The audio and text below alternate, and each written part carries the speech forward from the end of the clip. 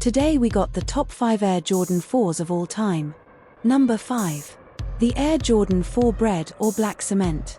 Designed by Tinker Hatfield, the Air Jordan 4 was released in 1989 and came on the heels of a make-or-break entry into the now iconic sneaker legacy. As the story goes, in 1987, Michael Jordan was entertaining the idea of leaving Nike. The NBA legend was less than thrilled with his second shoe, the Air Jordan 2, and was considering inking a deal with rival Adidas. With pressure on Hatfield to deliver, he crafted what's widely thought of as one of the best sneakers of all time, the Air Jordan 3. Jordan immediately took to the look, with one feature in particular winning him over, the Jumpman logo. The design literally put Nike's swoosh in the rear view and pushed Jordan's new logo as the selling point.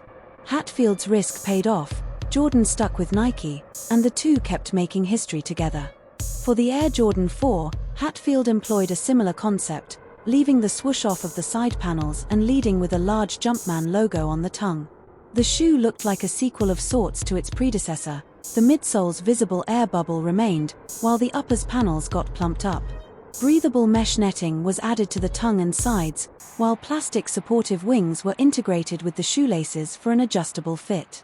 In 1989, the sneaker was released in 4 original styles: Black Cement Grey, aka Bread, short for Black Red, White Cement Grey, White Fire Red, and one outlier that didn't match Chicago Bulls colors in off-white military blue.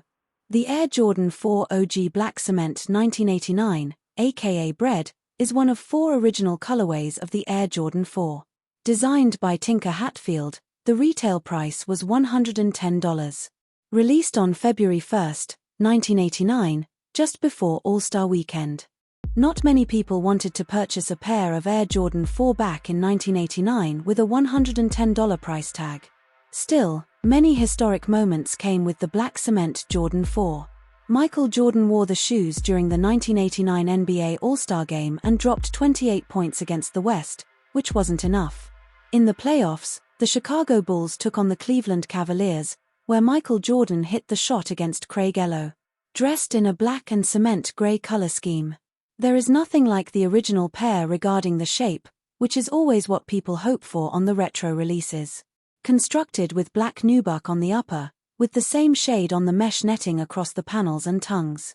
Cement gray appears on the eyelets and part of the midsole, while white wraps the visible air unit in the heels. Other details include Nike Air branding on the heels and red accents. Each pair comes housed in the original packaging, consisting of a black lid and cement print on the box. Furthermore, the pair comes with a red Nike Air hang tag. Number 4. The Air Jordan 4 Fear, or what some call the Fear 4s. Originating from the 2013 Fear Pack, this iteration, along with its counterparts, was part of a collection inspired by the 2008 Become Legendary campaign. The campaign's powerful message, embodied in Michael Jordan's own words, continues to resonate a decade later. In 2013, Jordan Brand introduced the Fear Pack, which consisted of the Air Jordan 3, Air Jordan 4, and the Air Jordan 5. The 2008 Become Legendary campaign inspired the collection, featuring a commercial starring Michael Jordan.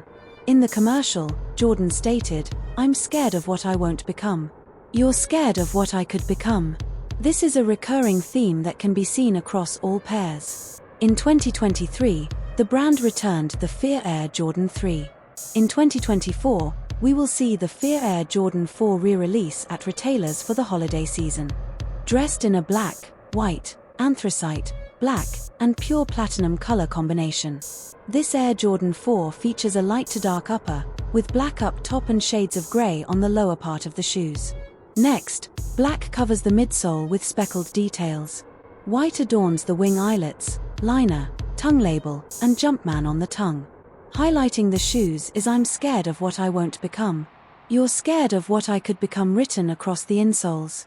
Completing the look is pure platinum across the midsole and rubber outsole. The Fear Air Jordan 4 was originally released on August 24, 2013. At the time, they retailed for $175. At the time, this rendition was one of the most popular from the Fear Pack.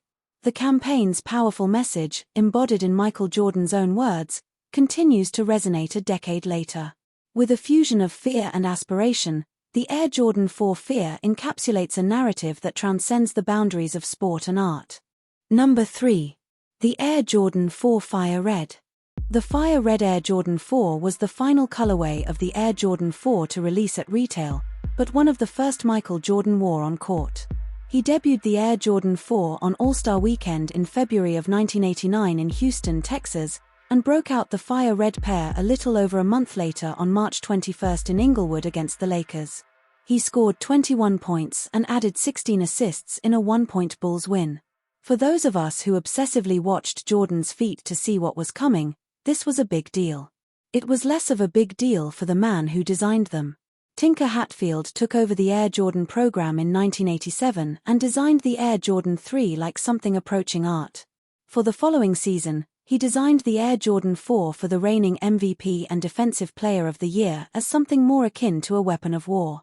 The basic shape and structure didn't change much from the revolutionary 3, a 5/8 cut with visible air in the heel and a large plastic heel counter, but the 4 was considerably lighter, replacing exotic skins with synthetic leather and a new mesh that Nike hadn't used before.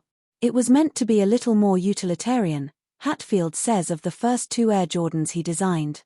Michael's first, whoa. Second is gonna go out and freaking kick some ass. Number 2. The Air Jordan 4 Columbia. Rewriting the rules for an AJ4, the Columbia colorway departed totally from Chicago, coming closer to a Carolina color story, if anything making mention to Mike's lineage. While the market would eventually warm up to new shades on old shoes, a few other attributes proved even more polarizing if not panned. Removing Nike Air branding, a dual Jumpman on the heel signaled a new era for Jordan brand. While this made sense from a very literal symbolism standpoint, other modifications were tougher to tolerate from OGs. Leather wings, leather heel tabs and a perforated leather midfoot. Basically, they removed the rubber and mesh, to some the calling cards for the Air Jordan 4. Altering many original attributes and even playing with the height to some, the Air Jordan 4 Columbia was a risk. Were people ready for it then? Not so much. Did it open up the gates for how an Air Jordan could be altered when re-released? Yes, which most will agree was both good and bad. Opening up the floodgates, the Air Jordan 4 Columbia was the first non-OG retro. Crazy to think, right? Fittingly or ironically depending on how you look at it, the Air Jordan 4 Columbia was one of the styles that led Jordan Brand's remastered retro campaign in 2015. This campaign focused on a return to form for quality and an increased price point. Funny enough, a non-OG started this and also came back with another alteration. Columbia couldn't be cleared as a nickname, so they returned as Legend Blue in a savvy positioning play to riff off that holiday's Air Jordan 11 release. Number 1. The Air Jordan 4 White Cement. In 1989, the Air Jordan 4, the second Jordan model from legendary Nike designer Tinker Hatfield, debuted in 4 OG colorways. Combining striking aesthetics with unique performance-enhancing features, Jordan 4s stood out for their triangular support wings and breathable overmold mesh paneling. The eye-catching design rocketed to instant popularity, bolstered by standout moments on and off the court. His airness famously hit the shot over Craig Ello sporting Jordan 4s, and the shoe makes a memorable appearance in Spike Lee's seminal 1989 film Do the Right Thing. Thanks to its perennial popularity, the Air Jordan 4 has inspired many innovative retros, collabs, and special editions. Originally released in 1989 as one of the first colorways, the Air Jordan 4 White Cement is one of the most iconic pairs in basketball. Its famous cameo in Spike Lee's Do the Right Thing brought the Jordan brand's first global release to the mainstream of entertainment as well as sports. Given its significance, the Air Jordan 4 White Cement has earned multiple retros throughout the years. These retro 4s, from 2012, are almost identical to the 1989 originals, with white leather uppers and grey cement wings, lace locks, and midsoles. The same Jumpman branding is found on the tongue tags, and the netting is identical to that of the originals. What separates this Jordan 4 retro, however, is the inclusion of the Jumpman on the heel tab, a distinguishing feature of Jordans from this era. Let me know what your favorite Jordan 4 colorway is, in the comments. Thank you for watching, and please like, share, comment and subscribe to the channel for more content like this.